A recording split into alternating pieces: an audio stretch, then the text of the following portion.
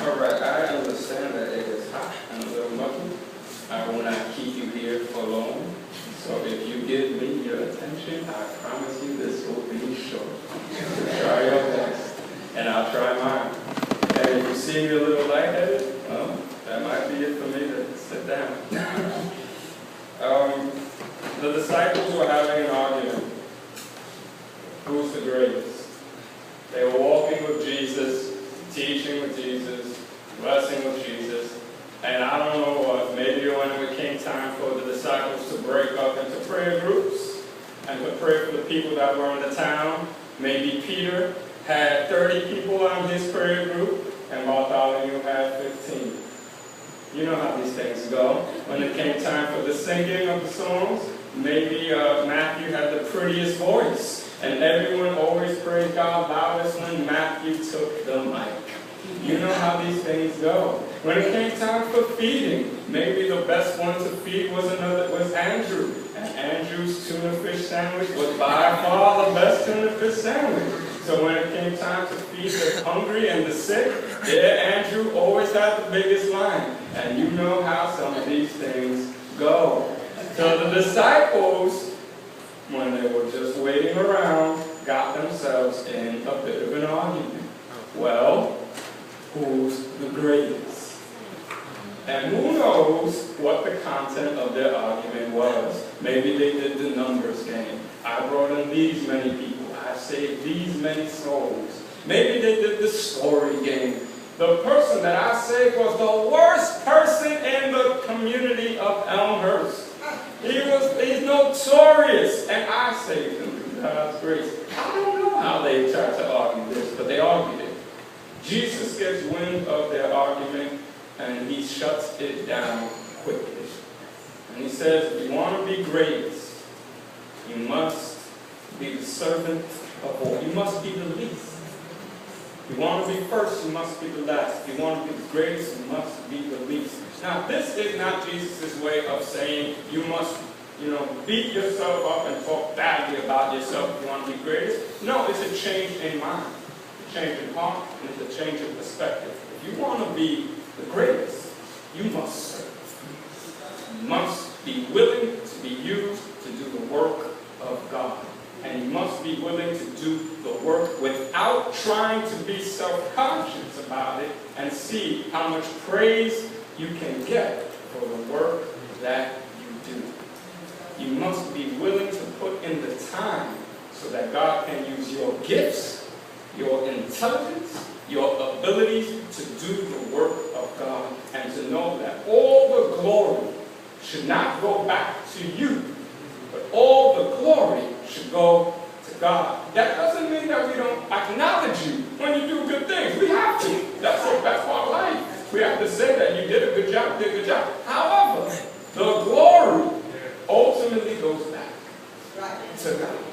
And if it doesn't, then you have to take a moment in prayer to say, Lord, I may have lost a bit of my focus. Help me to remember it's you who this good work glorifies. But then he does something. He takes a little child, and he receives the little child in his arms. And then he says, whoever receives this little child in my name receives me. And then he says, 2 for 1 turns into a 3 for 1. Whoever receives me receives the one who sent me. Meaning, receives God. This is powerful. Because although we acknowledge that we and God have a direct line, you have God's direct cell phone number. You can call in prayer straight to God, and God will hear your every sigh. Even when you don't know what to say, God will hear your every sigh. Without a doubt, God is with us moment by moment, as the women's ensemble just sang. However, if you want to feel and experience the love of God in your heart, if you want to feel and experience the joy of God in your heart, if you want to feel and experience the peace of God and the presence of God, Jesus just gave you the equation. You have to receive this little child in my name and treat this child with kindness, with respect, with love, with care. Because when you receive this child, you then receive me. But when you receive me, you then receive God. So if you want to receive God and feel that, you have to be willing to receive others. Yes.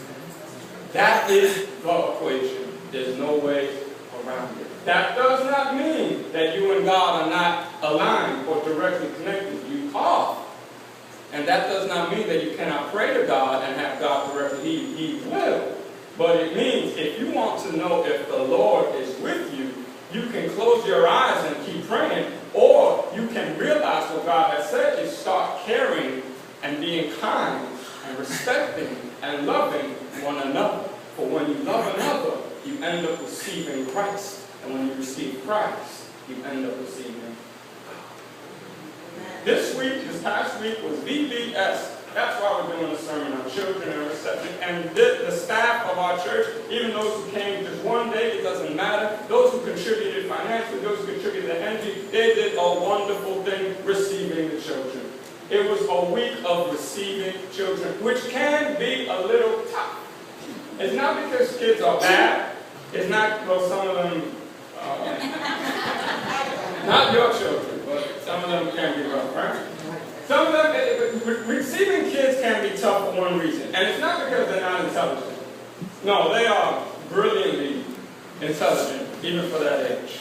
They are brilliantly intelligent. But yesterday was a picnic, and we were doing a sack race, right? So everyone's doing the sack race. All the young people and the adults are doing the sack race, right? And then Brother Ford's daughter, Nikki, she realized that everyone's doing this sack race. And in her mind, she knew exactly what it was, and she felt left out.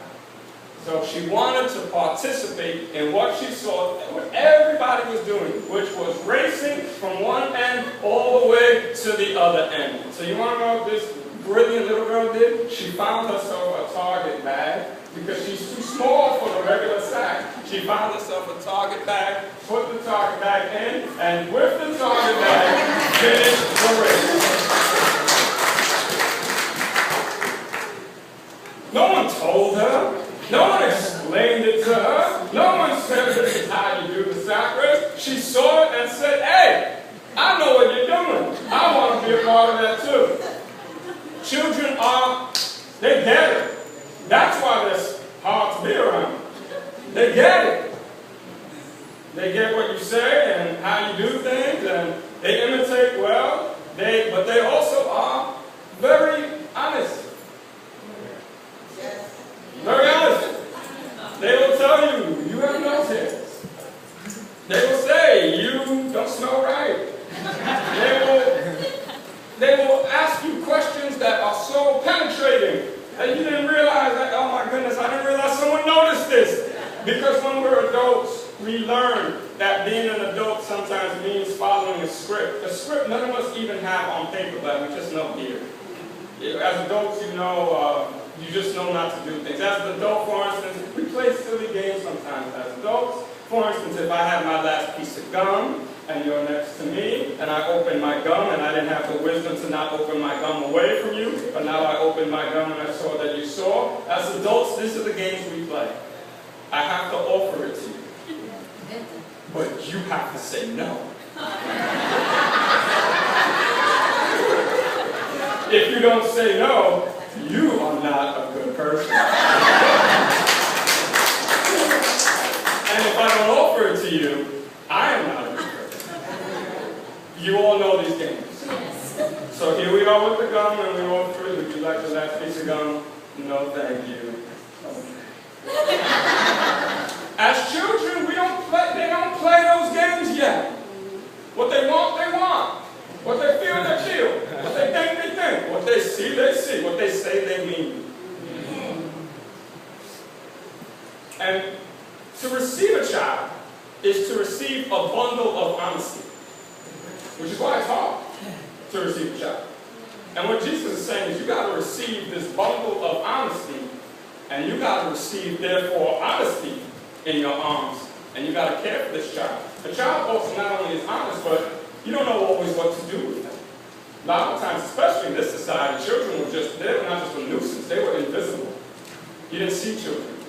You don't be around children.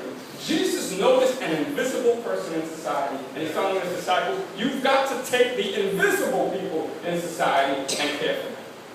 If you want me, you've got to take the invisible people of society who may tell you things you may or may not be ready to hear yet, and to care for them, respect them, and love them. That's how you get me.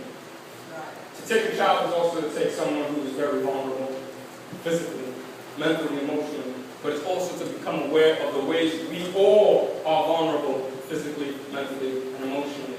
In BBS, I saw, man, kids just want to feel accepted. They just want to feel loved. They just want to feel like part of a group. They just want to feel that they matter. And that is everything we all as adults want to feel. That doesn't change. We want to feel accepted.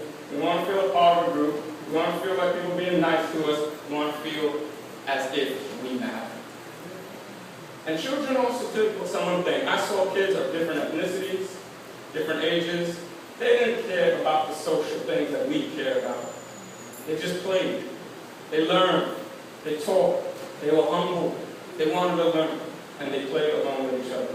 But as we get older, something about adulthood manages to make us see sets and standards and markers and different things, and then all of a sudden we can't just play together. Can't just play with that group. Can't just play with those people. Can't just play. It's a terrible thing.